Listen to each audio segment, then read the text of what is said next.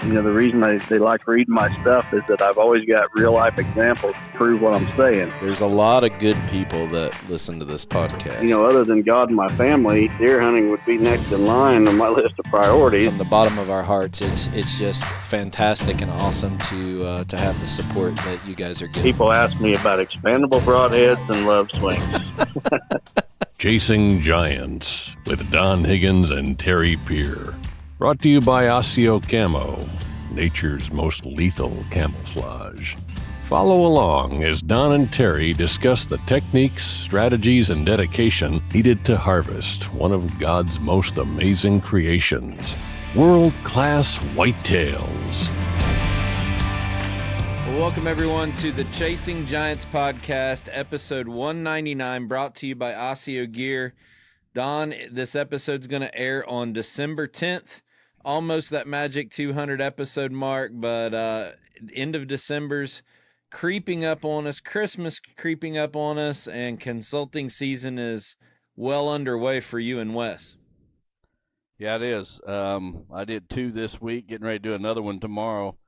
Actually, the 2 I already did and the one I'm doing tomorrow are all former clients, which I thought was interesting.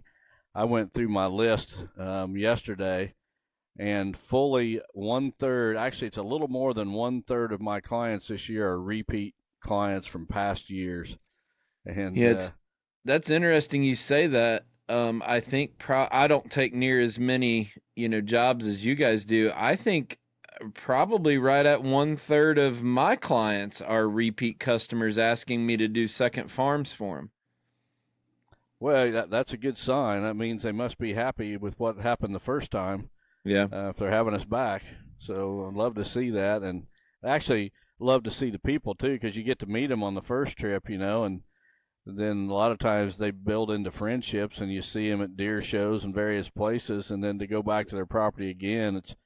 You might have seen the picture that I posted on social media where one of the clients, the Cerrones, Steve and his son Josh, up in northern Illinois, a year ago when I was on their farm, they had the giant rope. Remember the giant rope scrape with that rope that was about as big around as, I don't know, a softball? Well, they welcomed me with a giant rope hanging in front of the door to the house we stayed in. And there was cheeseburger packages hanging on the rope. And then there was a sign on the door, Higgins Wintering Grounds. So, joking that's around with me. That's your winter range, huh? Yeah, my winter range. That's how it was. So good to see them folks. And the day before, I was up in that area as well with Lucas Kastner, a young man I got a lot of respect for, and it was the second visit with him too. So good to see them folks. Yeah, I had something happen to me that hasn't happened, with the few clients that I take every year is our friends down in southwestern Kentucky actually listed a property that I did a property consulting on, and you obviously approved the plan. So they did a ton of work to this and made it an investment property, and we put a plan together for them, and it's going to be a dynamite. They hunted it this year, shot a good buck, and it's going to be a dynamite property for somebody to pick up. Yeah, I seen that link and shared it. So, hopefully somebody will buy it and take your plan and run with it. I guess it's all been implemented, so all they got to do is hunt now. Well, we get those requests sometimes of people that are looking to, move a property, and they want our plan to be done over several years, and then their target flip date is after year 1, before year 3, something like that. So that's something you taught me very early in this, is when we listen to the client and what their goals are, we can make the plan, laid out for a timeline for whatever they're looking for. I know you do that a lot in Ohio with your properties. You get them set up to a certain extent to where the fundamentals and the foundations laid out, and then put them on the market.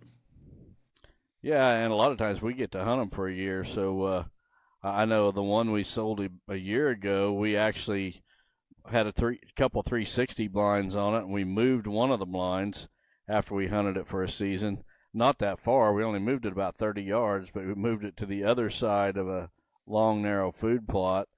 And then we realized that we didn't have enough food on the property for the deer herd that was there, so we made one of the plots significantly bigger. I think we added about 3 acres or so to that plot. Right. So we tried to get them as close to done as possible on the ones that I'm doing. Yeah. I noticed that Wes Delks was down in Oklahoma earlier this week or last weekend. He did the Sunday night prayer time that published Sunday night of last week, and I believe he was in a hotel room somewhere down in Oklahoma. So I know he's full time on the road, probably for about the next 2 or 3 months. But you and I have cut even further back than what we were last year. Do you have any openings if people are still looking? Well, I'm kind of putting people right now on a standby list because I don't know what's going to happen with my daughter and such and how much they're going to need me. So I'm still adding to my list, but I'm not making any guarantees at this point. So, And I think a lot of that for you is pretty similar to me. It depends on where they're at. If they're closer to where, obviously I don't want to travel. I try to work with people, fairly close, but with you can react a whole lot easier and be closer, by out working with people than these trips that you used to make all over the country. right. Like I'm going to be going to Michigan between Christmas and New Year's, and that's it. I'm not going to Michigan again. So if somebody calls me in January after I've been to Michigan, I'm not going back. So if you're interested at all, you need to get on the list. And Yep.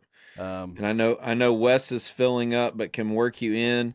To the big thing is if we know that you want this done, the sooner you let us know, and we can do it while we're in the area, you're more likely to be able to get us this late in the schedule process, right?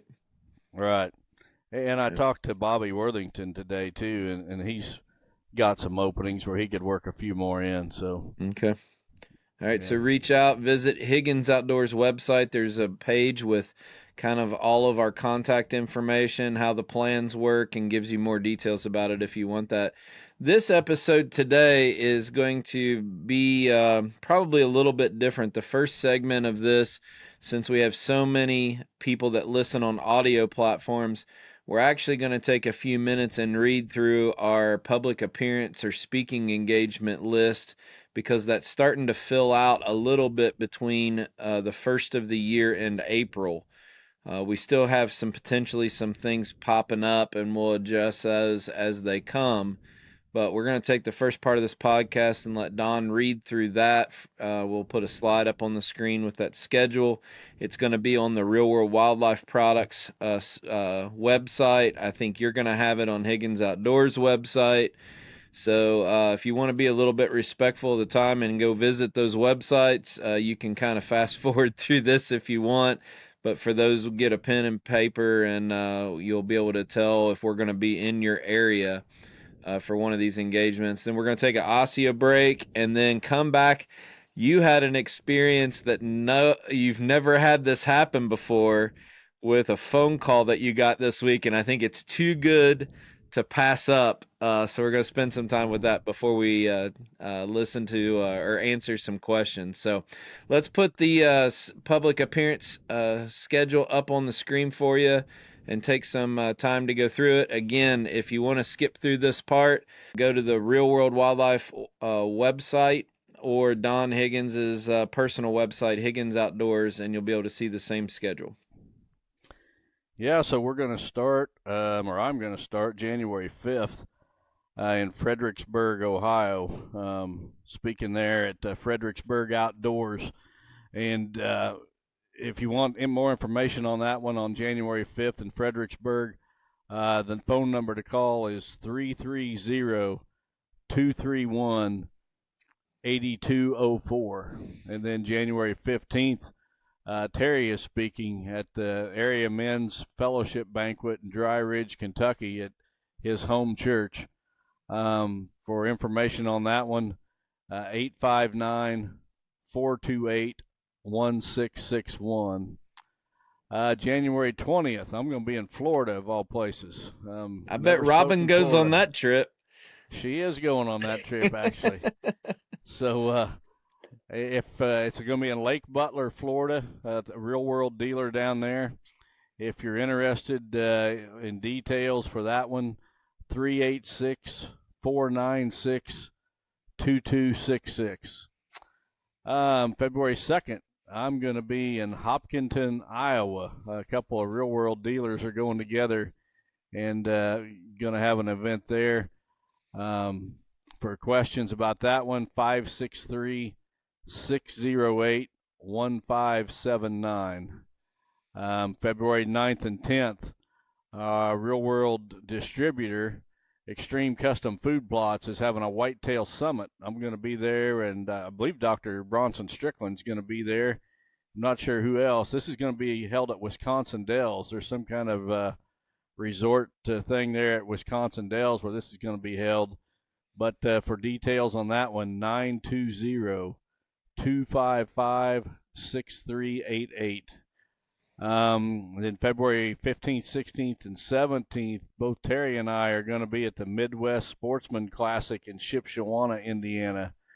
More information, 260-768-3306. A couple things going on at that one. We're going to do a live Chasing Giants podcast recording where the audience asks us the questions. And then there's going to be a Legends Roundtable with myself, Joe Miles, Bobby Worthington, Alan Foster, Gene and Barry Wenzel. Don't want to miss that one. March. We're gonna. Hey Don. Yep. They're the promoters of that show are actually even going to give us a Lester's Feet booth. So we even have some of the board members from the Lester's Feet Foundation coming in to talk to families and different people about the foundation there. So all of these people that we talk about all the time on the podcast that help out with Lester's Feet, several of them are going to be in town. So make sure the people at that show will be able to stop by and say hi. Awesome. I bet there's a big crowd at that show. I also know that Jay Gingrich is going to be there with his apple trees. Andy Andreas. Brenton Firearms is going to be there, I think, also, aren't they? I think so, yeah. I think so. They're going to have a booth there. One of the speakers is going to be Andy Andreas. He is the apple breeder that's working with Jay Gingrich at Gingrich Tree Farm on these new apple varieties, and Andy's going to be having a seminar all 3 days of that show. So we might have to shut down our booth to go listen to that one. Yeah, that'll be a good one for sure. Plenty going on at that show. It just seems to get better and better each year. Right. March 4th and 5th, the Real World Wildlife Products Dealer event. First time ever. We're going to have all our dealers in. Got to have speakers. Terry and I are going to do a live Chasing Giants podcast the opening evening. Dr. Bronson Strickland is going to be there giving a presentation that opening evening with a catered meal. The next day there will be a number of speakers, a lunch, and then dismiss after lunch so the dealers can stop by the Real World facility there and pick up their dealer order and save shipping. So we're going to be mailing out dealer packets here real quick, probably within the week or so. And there'll be more information on that Real World dealer event. But any new dealers, you could sign up as a new dealer and pick your stuff up while you attend that event. And be a good time. A lot of educational material is going to be presented at that one. Then March 9th is another whitetail summit by another Real World distributor. This one is going to be in Greenwood, Delaware, of all places. So I'm going to leave the Real World event in Arthur, Illinois, and I'm jumping on the road, and I'm going to be in Delaware that Saturday. So if you want to attend that one out in Delaware, 720-648-0067. Bronson Strickland is also going to be at that event out on the East Coast. Our dealer or our distributor out there is making their presence felt and selling and setting up Real World dealers out that way. So this is open to the public, by the way. It's not just for dealers. So if you're interested in that, call that number. March 23rd, I'm having a remote master class. So the whitetail master class that I've had on my farm the last several years, I'm kind of not having those for a year or two here, as I got some major projects going on this farm, and I want those to take shape before we resume those.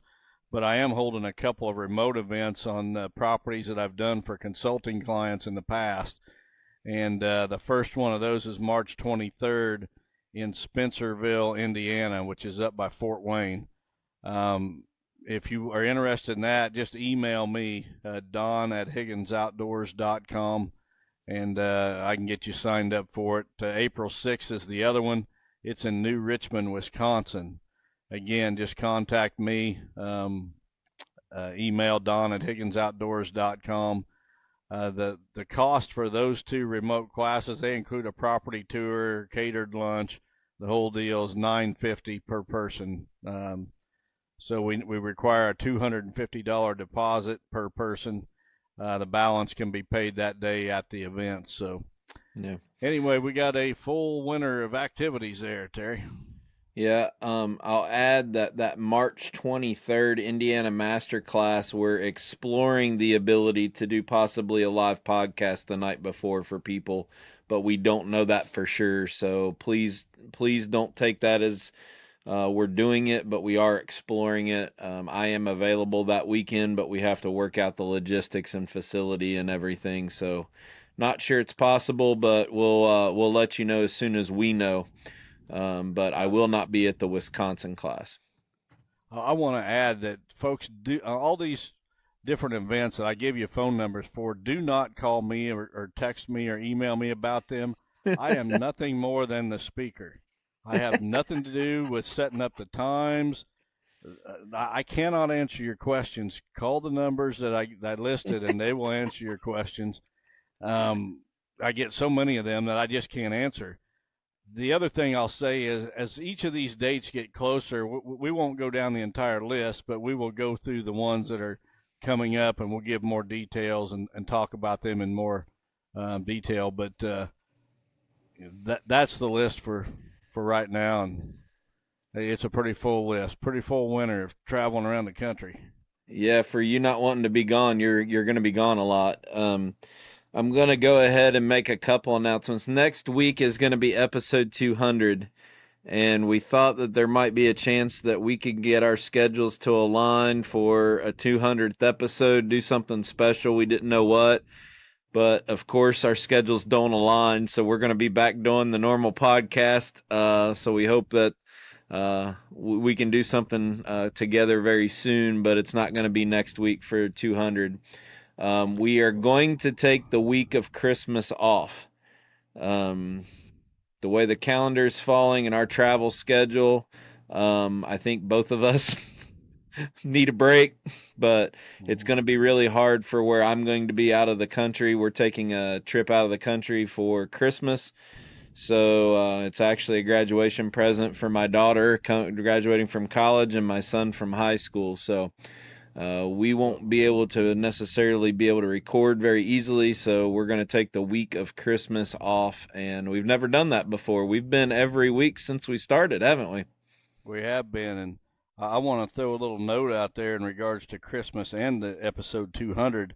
If anyone is looking for a gift to give me or a way to celebrate episode 200, I'm taking all hot tips on 200-inch bucks that are still alive, so you're more than welcome to call my phone if you have a hot tip on a 200-inch buck that's still alive. You mentioned that last week. Nobody lined you up for visits? I didn't say nobody lined me up. You can never have too many hot tips on 200-inch bucks. So no, they're few and far between. All right, well, let's proceed on and move on to the OIO Spotlight. As you know, people who post and tag OIO gets to pick a hunter success story that we get to share on the podcast. And this is a familiar face of a great guy that we've gotten to know through the master class. And I believe, am I not mistaken, you did a consulting visit on this property? I don't know if it happened on the property where, yeah, it was. It was on the property that he shot this buck, because he sent me a message and I posted this picture on my social media, he said he tagged that out of a tree that I had flagged for him to put a stand in. This is Alan Miller from Ohio, just a great guy. I've actually consulted on a couple of properties that Alan's involved with, and he's fully decked out, and his Osseo even has his Osseo pack there in the picture with a nice buck. Looks like a 10-point buck that he shot. I think he shot that in the last week or so. Yeah. So, So congratulations, Alan. we don't pick these. One of Joe Miles's staff that monitors his social media watches who tags Osseo with their trophy photo, and they send it to us. So Osseo had no idea the connection that we have with Alan, but I tell you what, we meet so many good people at the master classes, but when I saw Alan's picture, I immediately remembered him. He's a great guy. Yeah, for sure. So best thing that deer hunting ever did was all the people we get to meet, great people. Yeah. And very good job on your photo. We talk about that every week. Got him all cleaned up, got his Matthews VX laying there. But congratulations, Alan. Thanks for letting us show it on the podcast tonight. Absolutely. All right, so we got to say it. I teed it up for you already. Give us the perspective of this phone call you got this week. In all the things that happened to us, I've never heard this happen before. Yeah, so I get this phone call from this gentleman, and I'm thinking that he wants a consulting visit. So I call him back, and he'd left a message. I call him back, and I'm telling him that I'm planning on being in Michigan at the end of December and this and that. And he says, well, just to be totally transparent, he said, I'm not really wanting a consulting visit. He says, I had so-and-so consult my property. It was another consultant that we won't name. He said, what I'm calling about is you consulted on my neighbor's property, and now he's got all the deer and I don't. And he was nice about it. Don't get me wrong. He was very nice about it.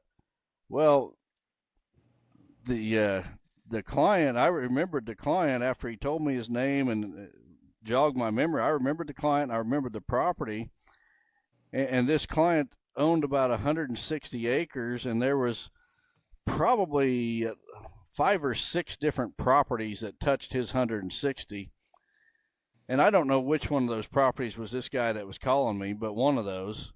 And I remember there was a couple of properties where there was guys sitting right on the line, and it even cleared shooting lanes onto the client's property and this and that. And I told him, I said, well, really, there's only one way you're ever going to stop that, and that's you're going to have to build a fence. And, well, apparently he took my word for it, and he built him a fence. And he fenced off this guy that had called me. Well, I think it's probably worth mentioning that whenever a client calls one of us and hires us to go to their property and set up their property to be the very best that it can possibly be to meet their goals. Because, before we do a visit, we've got a series of questions we ask all these prospective clients, and one of those is, what's your goals? And if the guy's goals is to kill mature bucks, and it's our duty to do everything we can to help him reach his goal. And, if he's losing them, excuse me, if he's losing bucks to neighbors sitting on the fence or on the line, well, build a fence, So I just think it, and again, this guy was super nice. He was not at all irate or anything like that, but folks just got to realize that when we're hired to make a property the very best it can be, well, the neighbors may pay the price for that. And I want to throw a related topic out to that on this as well, because more than once I've went to a client's property and did the consulting visit and all that, and in the course of the day he'll say something like, well, my neighbor next door here is thinking about hiring you too. So, I told him you was coming, and he wanted to see how it goes with me before he hires you, but he's thinking about hiring you too. Well, I always tell those people the last thing you want is a neighbor to hire me, because I'm going to do everything I can to pull the deer to your property. Now, if he hires me, then I got to go next door and I got to do everything I can to pull the deer to his property. So, I tell my clients all the time, you don't want your neighbor to call me. Don't be going around the neighborhood and saying, call Don, because it's going to be detrimental to your own property. And I know that there's clients or there's consultants out there that would go right up and down the road and take everybody's money. But I try to, if I know that I am against a person's property that I've already done, I won't go do it. Now, I've done so many that it could happen that I get very close to a client's property and don't even realize it until I'm there. But I try to be totally respectful of anyone that thought enough of me to hire me. We've actually found out about that and called the previous client to make sure they were okay with it. The last thing we want to do, when you partner with us, it's not just a one-time shot. I think that's some of the bad feedback that other services get is, they come, give you a PDF document that's a template, and then never able to hear from them again. We try to really make a long-term relationship with everybody and be there for questions and further implementation as it goes. So we've had to make the phone call before and make sure it's okay. Sometimes they're okay, sometimes they're not. Yeah, I've only done only one time have I done side-by-side neighbors, and that was last year in Ohio. These two guys were good friends, and they were both on. I tried to talk them out of it, and nope, they wanted to work together, and we actually did a video on the Whitetail Master Academy of these two side-by-side properties, and we did some things right along the property line that benefited both sides. So we just got to look out for the people that's paying us. Yeah. I have one on the schedule this year that's two cousins with adjoining properties that they're going to go in together and have both properties. It's going to be two different plans, but both of them are going to complement each other. And they've promised that they will both hunt their properties with discipline, not to screw over the other one. Yep. So discipline's the key in that situation, right? Yeah, and I think we got a question coming up that we're going to get into this topic of neighbors just a little bit deeper. So, well, before we move on, I actually don't know. I haven't talked to you much this week. I don't know if you saw it, but our good friend and real world dealer Todd Covey lost his dad this week. So, this family that we have, not only with Real World but Chasing Giants, is very special to us, and we hold these relationships very near and dear to us. Todd's a great guy, become a great friend of Don and I's, consulting client, master class attendee, and now even a real world dealer. So please lift that family up in our prayers. Todd was really close with his dad and lost him this week to cancer. So I did know that, Terry. I did hear from Todd, and at the same time, I think is it his girlfriend that's battling cancer? Yeah. Somebody. So yeah. Todd Covey could definitely use some prayers, folks. Please add him to your prayer list. All right. Before we put on the next screen, our friend Brent Henderson from the Unleashed podcast asked me to thank everybody. He said that between your episode and mine, he's gotten an awful lot of traction over. He's got a little bit different podcast. His we support it from Real World. We actually sponsor his ministry as he goes out and talks to men's groups all over the country. Real World kind of does a little bit unique things with their marketing dollars. We focus on try to do some kingdom work with that.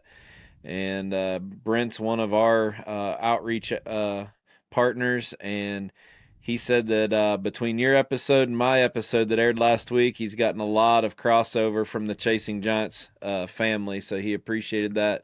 Wanted me to thank everybody for tuning in on that. That's called the Unleashed podcast with Brent Henderson. Don's done an episode. I've done an episode. Go out and check it out. Great guy. He was Was he a guitar player for Stephen Curtis Chapman? Was that who he played with, I think? He did. And actually, Brent's been hunting all over the world, Alaska, Africa, got all kinds of adventure stories, and does a fantastic men's ministry. If you guys are looking for a speaker at your church, if you're having like a wild game dinner at your church or something, a men's event, and you need a speaker, Brent Henderson of the Unleashed podcast would be a great guy to get there. Yep. Fantastic speaker. A lot of stories. He uses a lot of those stories to really get across some men's topics that we really appreciate the story, but indirectly get ministered to, and shares the word of Jesus with them. So give Brent a call or contact him through his website, the Unleashed Podcast. You'll really enjoy it. So let's move on to our first question of the night as I put it up on the screen, and you can take it away, Don. Okay, the first one comes from Tyler Webb from Lawrenceburg, Tennessee. He says, I can't get my mind around why people elect to not hunt in the mornings during early season. I understand that deer movement peaks at dawn and dusk, and you run a risk of bumping them on the walk in, but aren't you just as likely to bump them on the walk out at night? What is the difference of potentially bumping them on the way in versus potentially bumping them on the walk out? Isn't the importance just having good access and the right wind? Should I not hunt mornings during early season? I appreciate your response. Tyler, I'm probably one of the first guys that promoted not hunting October mornings, and it's hard for me to tell this story without showing you an aerial of what happened, but one afternoon walking into a stand after it had rained the entire night before and the rain had stopped about daylight, I came across a set of giant tracks that I knew belonged to a mature buck. There was one deer by himself, giant tracks, and I followed those tracks, and I watched, and I knew what the wind direction was that morning, and I was paying close attention. I knew he was headed to bed, and I knew where he was headed to bed, and I wanted to see how he accessed that bed based on the wind direction that morning. And what I realized was that there was no place I could have possibly been along that buck's travel route where he would not have winded me before he went into bed. And I also got to thinking that, well, at that point, I'd been hunting 20 years or so, and I had very, very little success on early season morning hunts. Most of the time, a mature buck in October or the early season, most time he's going to be back in his bed before the sun comes up, and he's not going to be on his feet moving.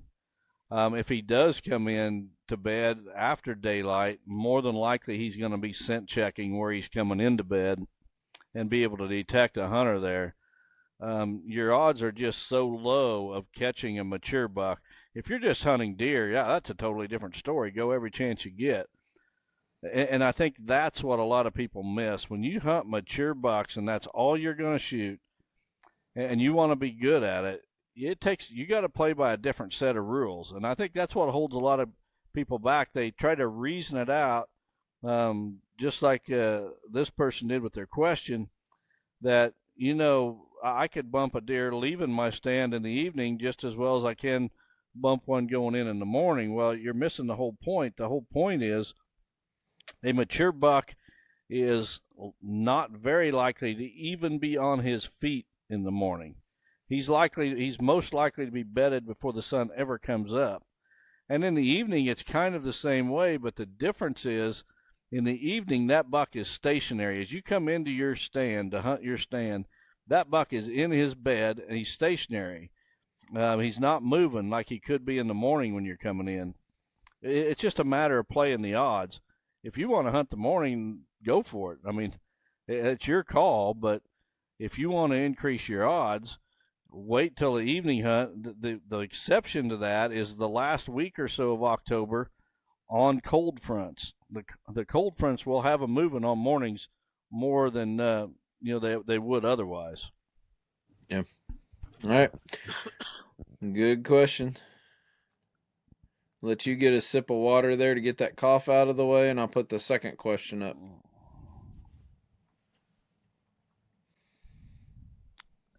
The next one comes from Josh from Westphalia, Michigan. It says, "Hey Don, I have heard from a friend that owns a deer farm that the best thing you can give your deer in the spring to promote antler growth is to feed them a dewormer to help them get rid of their parasites so that they can focus their nutrition on their health and antler growth instead of trying to fight off parasites. I'm wondering if there's any truth to this, and if there is, what product you recommend to give them. Would this also be good to give them in the winter, summer, fall as well? If there is no reason to feed them the dewormer, what do you recommend giving them all winter, spring that doesn't require a ton of money?" Well, Josh, what you heard is accurate. Deer can get parasites or worms just like cattle or any other animal, and a farmer is going to regularly deworm his cattle. When I had the captive deer, I would deworm those captive deer twice a year, in the spring and in the fall. The product that I would typically use, you want to mix it up really, because the parasites can become resistant to a specific dewormer, no different than a weed becomes resistant to a certain herbicide. So you want to mix it up, but one of the best out there is called Safeguard, a Safeguard cattle wormer. It comes in different forms. There's a paste form that you give cows when you run them through the chute, but there's also a pelleted form where you mix that pellet with their feed and you feed it to them. If I lived in a state where I could supplemental feed, I would absolutely worm my wild deer that I was feeding twice a year using Safeguard cattle pellets. The one thing that's kind of ironic is at the very end of your question, you said something about expense. You didn't want to spend a lot of money. You wanted to do this on the cheap. Well, I can tell you this cattle wormer, in the volume that you're going to need to worm a wild deer herd, I mean, you may be worming 50 or 100 deer. It's not going to be cheap. You're going to have to buy these pellets by the 50-pound bags and mix them with your feed. It's going to be expensive, but you are correct in that having an animal that's free of parasites is going to maximize his ability to utilize the nutrients he takes in for antler growth and body development or whatever. Same with gut health. I mean, it's how much nutrients we can get from the feed into the digestive and then bloodstream of the animal. That's how vital everything is. Don, if that's an option of getting cattle feed, and you said twice a year, when is that twice a year? When would you look at the calendar and possibly do that? Well, I would want to do it about the time they're shedding their antlers. You want to try to get them in good shape to grow that next set of antlers. So about the 1st of March would be ideal. And then I want to do it again towards about Labor Day, about the 1st of September, as they're going into the fall. They're putting on body fat to get them through the winter. Well, that's also a good time to take care of any parasites, so that nutrition that they're taking in is not going to feed the parasites. It's going to take care of the animal. So that would be the 2 times to do it. Gotcha. So, assuming also that you possibly would have some different deer on your property during those times, I know if hypothetically, if you could run a feeder on your home farm in Illinois, which you can't, you don't, the deer that are there in March are different than the deer in some cases than, after that shift. So, I assume that if you're buying that wormer, I've never bought it in 50-pound bags. You could just either take it to your feed mill and mix it with a complete feed mix, or, if you want to do it the hard way, put it in a cement mixer or wheelbarrow and mix it up and then put it in your feeders, right? But it's not something that you would have to feed year round. It would just be 2 applications, right? Right. I mean, I would want to mix enough pellets with the feed that feed's going to last for a couple weeks. You're not going to just mix it in there and have the deer feed it. One thing that I learned with the captive deer is the metabolism of a deer is much faster than it is with a cow. So with a cow, you're giving them so much of those pellets per 100 pounds of body weight. You do it one time, and that cow is wormed. With deer, what we found with the captive deer was you would do that for 3 days in a row, because that dewormer passes through their system so quick that it doesn't do a real good job, and you need it just to continually be going, through their digestive system for at least 3 days to get a good kill on the parasites. Well, I know what's going to happen. A bunch of guys around March are going to go into the Tractor Supply and buy a small little packet of it, pour it with corn on the ground, and think they're doing something. That is not what we're saying is going to work. Nope. And save your money, right? Exactly. If you're not going to go all in, you might as well forget it, because you're wasting your money. We may both get fired up before it's over. I doubt it. Next one comes from Kyle Tepe. I hope I said your name right, Kyle. From Oakland City, Indiana. It says, hi, Don and Terry. This question is more for Terry, now being in the equipment sales industry. What is a good size horsepower tractor for land management, brush hogging, planting, and normal use around the farm, clearing brush and such? Thank you guys for sharing so much knowledge and experience. Prayers for Dawn and family. I hope your daughter is doing well. Well, thank you, Kyle. Terry, you got an answer for that one? Well, I'm going to answer it based on my past experience not being in equipment sales, because I'm not an equipment salesman. I run the business, or learning to run the business, but from experience, you could start with a rototiller and a hand spreader and go all the way up. I've been on both sides of it. I used to have a John Deere 1025R, which was a subcompact with a little loader and a 4-foot bush hog, and I did a lot. It just took forever. So I think it really comes down to what you want to do. I will say that the sweet spot for me is that 55 to 65 range. I've turned into a high maintenance yuppie, and with a lot of allergies, I like a cab because I haven't been sick once since I got a cab tractor, and I'm convinced it's the dust from bush hogging and disking and stuff. But the beauty about that 55 to 65 is, number one, you're under the DEF requirement that you can get like a 3-cylinder engine with decent horsepower, decent size, but you don't have to mess with diesel exhaust fluid. That's the first thing I like. As a food plotter, if you get a big tractor that requires DEF and has all those emissions, you are going to have problems.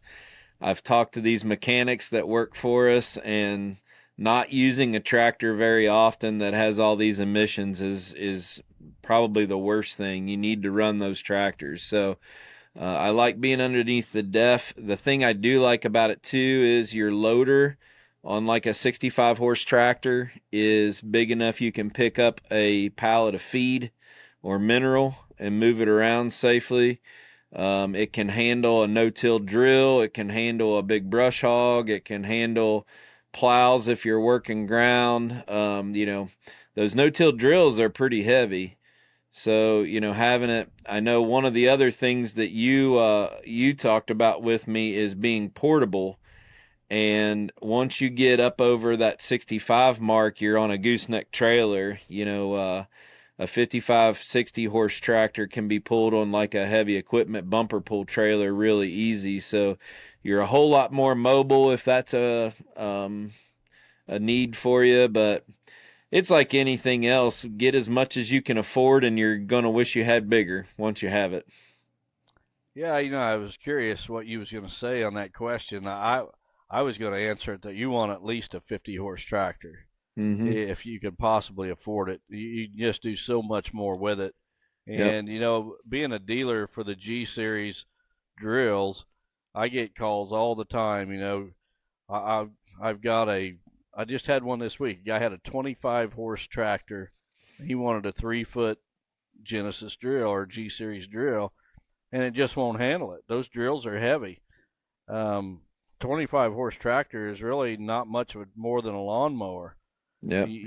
50 horse and bigger, if you can possibly afford it, is what you're going to want for food plots and work on your property. I mean, you can do it with smaller. I did it. You know, you can get a little PTO broadcast spreader. You can get a small sprayer. I mean, everybody's got a budget and has to work in it, and I get it. But if I had the choice doing it all over again, and I was going to buy, say, a subcompact like a 25 horse, I would actually go and buy like an International 584, you know, a late 80s, early 90s, bigger frame tractor with a loader. And I would rather have that tractor than a brand new subcompact, because then I could use other implements, and it's probably cheaper, if not the same price. Um, no electronics, no def, but you can pretty much do anything. We have a 484, and my friend Patrick, his dad has a 584, and they're just bulletproof tractors from, you know, the 80s and 90s. They last forever as long as you don't take the PTO clutch out of it. If it was me and I couldn't afford a 50 horse new tractor and I was debating a little subcompact, I would jump up and buy an older used tractor that was a little bigger. That's a great point. I agree with that 100%. So Ford, what was the Ford, like a Ford 3500, 4000 size tractor in that frame?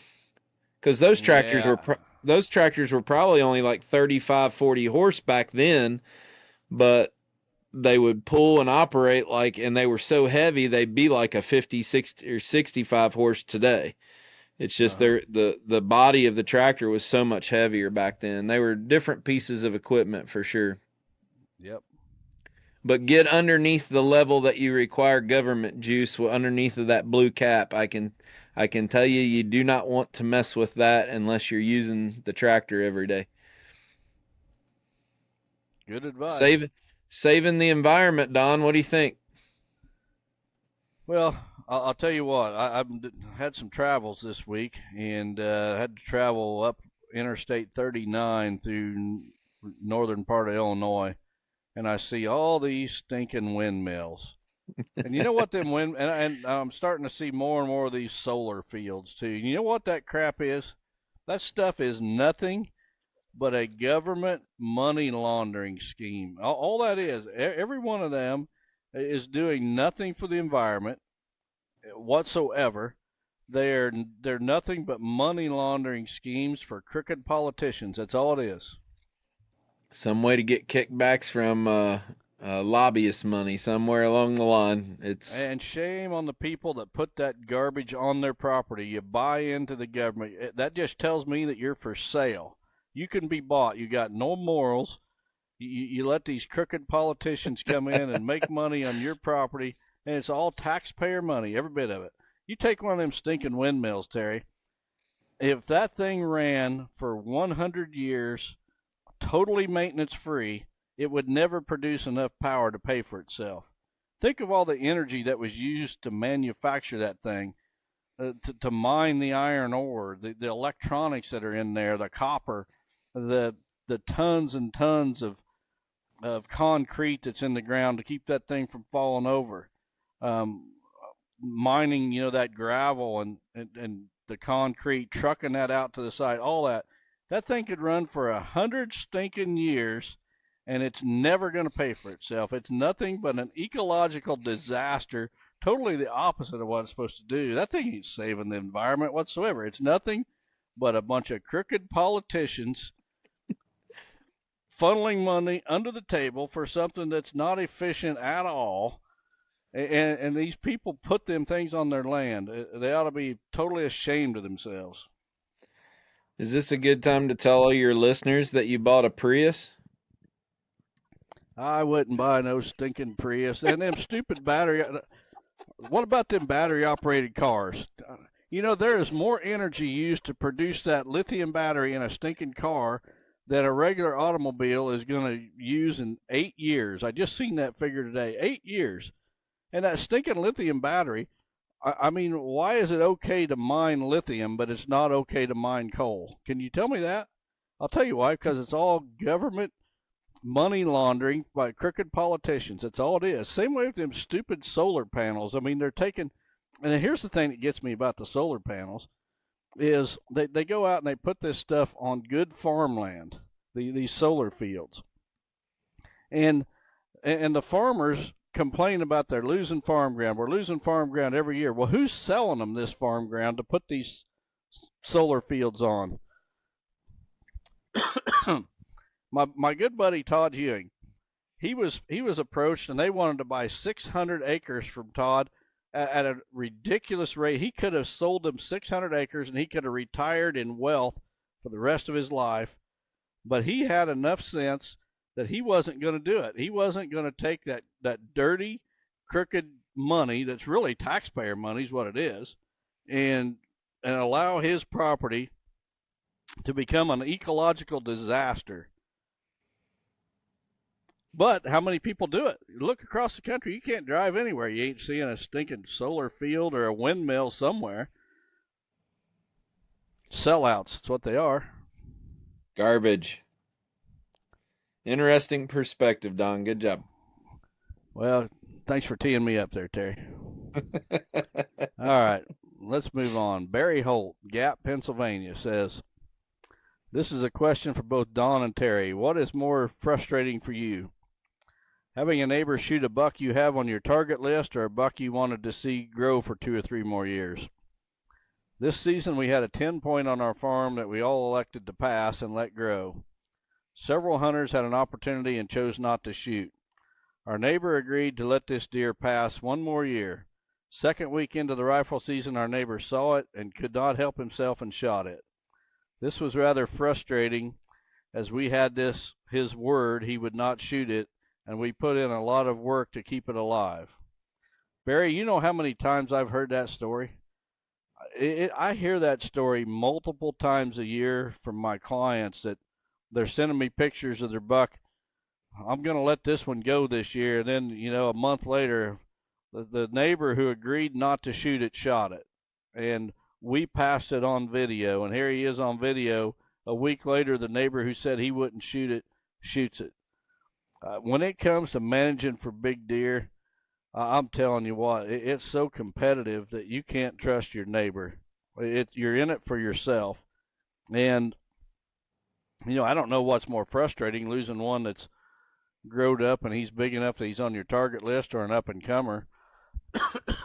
I've lost a whole lot more up-and-comers than I have giants.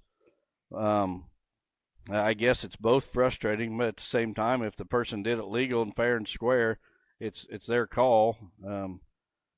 But I just the big thing about this question is you can't trust your neighbor not to shoot him. I think more times than not, the neighbor is telling you that he's not going to shoot it, so that you don't shoot it, so that he can shoot it, or to get intel for it. Yep. He wants to protect it, so you start divulging everything. You gotta people that are posting these pictures of deer on their social media. Don't do it until it's in the back of the truck. Yep. All right. We got one more, and then we'll wrap it up for the night.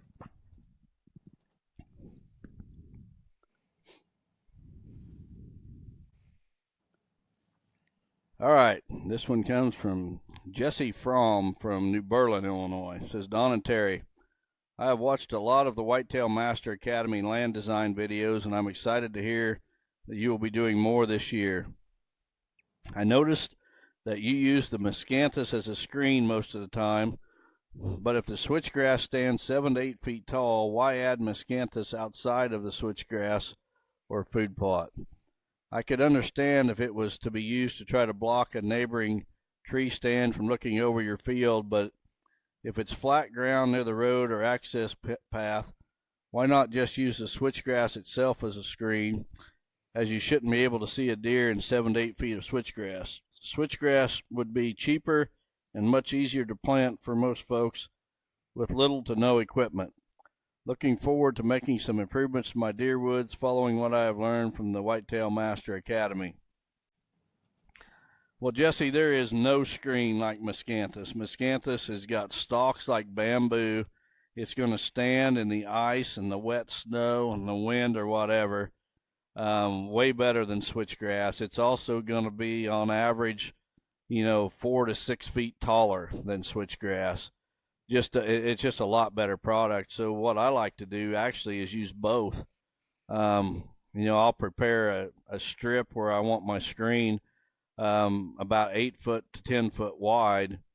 Right in the middle of it, I'll put the first row of Miscanthus, and then about 2 foot to either side of that, I'll put the second and third rows. And then once I get that Miscanthus planted, I will drive right over the top of those 3 rows with my G-Series drill, and I will drill in switchgrass seed.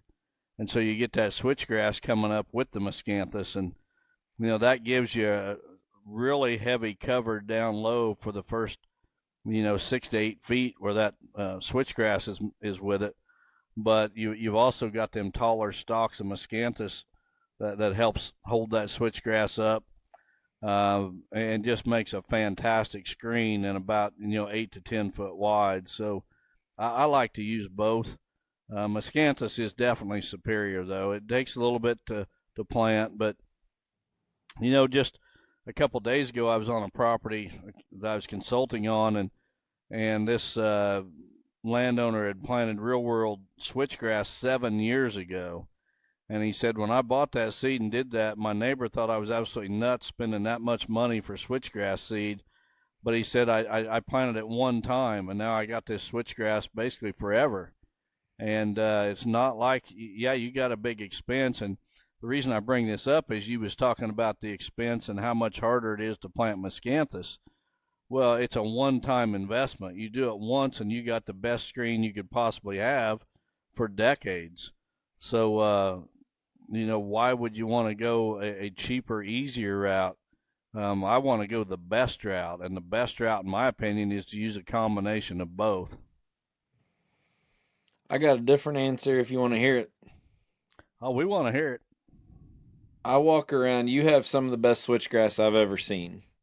And if I walk around your switchgrass fields, the first 8 feet into the field is always thin. It's not till you get, and we've let masterclass attendees walk in, and at the 8 feet mark, it gets thick where you just disappear, right? But that first 6 to 8 feet, it's thin. It takes the abuse from all the wind, and it has to really get in and get, I don't know if it's as much the roots or it supports itself inside of switchgrass when it gets out into a field. So let's say you have a screen out by the road, and switchgrass is cheaper and easier to plant a strip of it out by the road. In order for you to get it to where it stays thick all year round, you're going to have to plant a much wider strip so that it's not thin. So you might end up 20 yards wide strip of switchgrass. Well, then guess what? The deer are bedding in it right next to the road. So that would be one of the major reasons, is that to use switchgrass, you're going to be much wider. You're going to take more food plot space up. Whereas, you can do 3 rows on 18 inches apart for Miscanthus and really save a pretty good strip of food on the other side to grow, tonnage for your deer. So my thing is yes, it's harder at the beginning. You can use switchgrass, but you're going to have to at least plant 2 times the width, maybe even 3, to really get it line of sight thick and make it stand. And even when it's thick, we've seen your place in ice storms and stuff, it'll bend it right over. Now it'll stand back up, but that Miscanthus, it'll drift snow up against Miscanthus. So that's just a different reasoning for not using switchgrass. You got to plant it really thick, and then you're going to end up with deer bedding in your screen. So if you're walking along that screen, you're going to bust deer out, Well, that's a great point on the width. You plant 3 rows of Miscanthus, and there's 18 inches between the rows. You're only talking 36 inches. Now it's going to spread out from that. You're going to be looking more at like 5 or 6 feet. but 5 or 6 feet of switchgrass is going to do absolutely nothing. Yep. So you can have a much better screen and a much narrower strip. Yep. So hope that helps your question. Thanks, Jesse. Don, remind people if they want their question used online, how to do that, and then what they get. We just got another shipment of shirts sent in to you. Yeah, and we've shipped out a bunch of shirts because I was way behind. I was out of shirts on most sizes, but go to chasinggiants.com to submit your questions. There's a form on there to fill out. Make sure you fill it out completely with your address and everything. If you don't, I'm just not going to use it. We get too many questions anymore. I'm not going to deal with people that can't put their address down because we're going to, and the only reason we want your address is to ship you a shirt if we select your question. Yeah, we're not organized enough to keep your address for a later date or to sell it for something, I can assure you. Right. You can also mail your questions in. Just mail them to the Real World Wildlife Products Office, and that's P.O. Box 55 in Arthur, Illinois, 61911. And if you do that, make sure you put your name, your address, and your T-shirt size. Yep. And then the other thing is we've gotten a lot of questions here recently when they've started seeing pictures of us. You have an OIO camo hat with a Chasing Giants embroidery. You finally have those in stock and on your website at Higgins Outdoors, that if people want an OIO Chasing Giants hat, they can buy them online. Yeah, I'll throw out also we've got these same hats with the Real World logo that we're going to be giving to our dealers for free who come to the dealer event in March. So we got some other things we're going to be giving to the dealers. Lots of good reasons to jump on board and become a Real World dealer if you're not already. Did anybody comment or take us up on coming up with a way to do Chasing Giants bingo? No, but I seen somebody commented on some terms that should be, or on the sheet, things that you and I say a lot. Yeah, okay. Yep. Somebody's still got to come up with a way to do that. Thanks for everybody listening. We appreciate it. We look forward to episode 200 next week. And remember, we're going to be taking the week of Christmas off. We appreciate the understanding of that. What do you got cooking this week? I know you're getting ready to go out and do a consulting visit tomorrow with Steve and documenting that. What's up on the week of December 10th for you? Yeah, Steve's been here at my house since Tuesday, I think it was. Yeah, Tuesday. And he's staying through most of next week as well.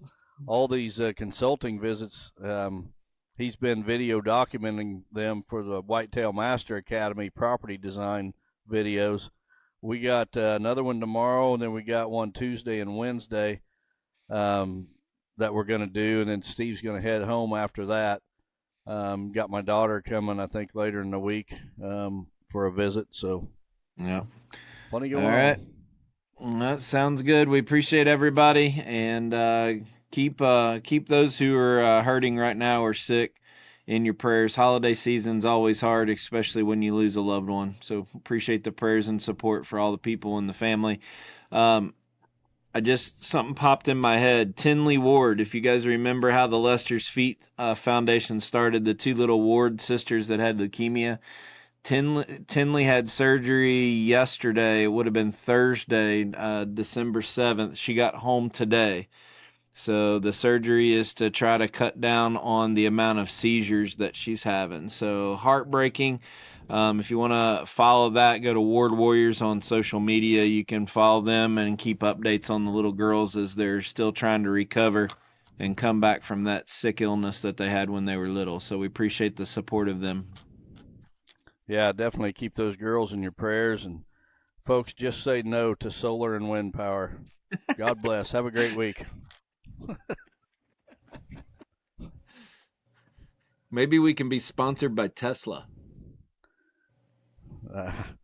Well, they might consider it until they listen to the first podcast. Chasing Giants has been brought to you by OIO Camo, Buy a Farm Real Estate Company, 360 Hunting Blinds, Victory Chevrolet, Real World Wildlife Products, Matthews Archery, Novix Tree Stands, Gingerich Tree Farm, WildlifeFarming.com, Quiet Cat, and Vortex Optics.